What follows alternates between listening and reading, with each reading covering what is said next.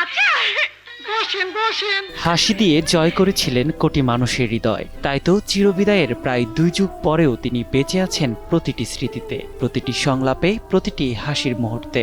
কাছের মিদায় না, ও এটা তো সাহেব গোপিস। এইটার ভিতরে আপনার লিগে আনছি স্পেশাল বুনা খিচুড়ি। বাংলা চলচ্চিত্রের ইতিহাসে কিংবদন্তি কৌতুক অভিনেতা দিলদার। পর্দায় তার উপস্থিতি বাড়িয়ে দিত দর্শকের উচ্ছ্বাস, প্রেক্ষাগৃহে বইত হাসির ঝর্ণাধারা। কমেডিয়ান হলেও আর 5 জন নায়কের মতোই ছিল তার জনপ্রিয়তা। আই আপনার দলে যোগ দিও। আমরা বুঝি এই কেমন আনবেন। হেড অফ আপ নাই আসতে কোন এমন আন্না আর ভাই। বাবা মা নাম রেখেছিলেন দেলোয়ার হোসেন। সিনেমায় এসে হয়ে যান দিলদার। তিনি শুধু অভিনেতা ছিলেন না, ছিলেন প্রাণবন্ত একজন মানুষ। শুটিং সেটে থাকতেন প্রাণ খোলা হাসিতে, উৎসাহ দিতেন সহশিল্পীদের।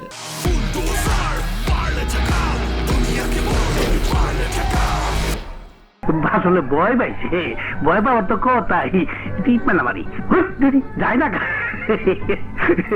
কৌতুক অভিনেতা হিসেবে অপ্রতিদ্বন্দ্বী অনন্য প্রতিভার দিলদার নায়ক হয়েও চমকে দিয়েছিলেন। আব্দুল্লাহ সিনেমায় শুধু তাকে দেখতেই হলে ছুটে এসেছিলেন দর্শক।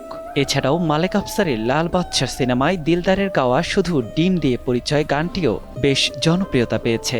শুধু ডিম দিয়ে পরিচয়, শুধু ডিম দিয়ে পরিচয়।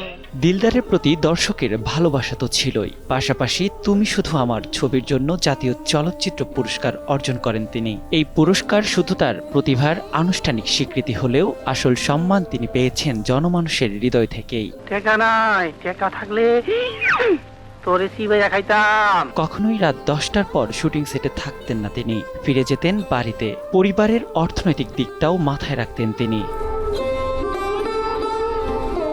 2003 সালের আজকের দিনেই দর্শকের মুখের হাসি কেড়ে নিয়ে পরপারে পাড়ি জমান দিলদার। তার মৃত্যুর পর ইন্ডাস্ট্রিতে অনেক কৌতুক অভিনেতা এসেছেন, কিন্তু কেউই দিলদারের অভাব পূরণ করতে পারেননি। দিলদার হয়ে উঠেছিলেন ঢালিউডের অবিচ্ছেদ্য অংশ, যার অনুপস্থিতি বারবার বুঝিয়ে দিয়েছে তার শূন্যতা।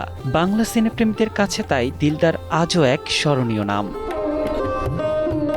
নিয়াত শুভ, সময় সংবাদ, ঢাকা।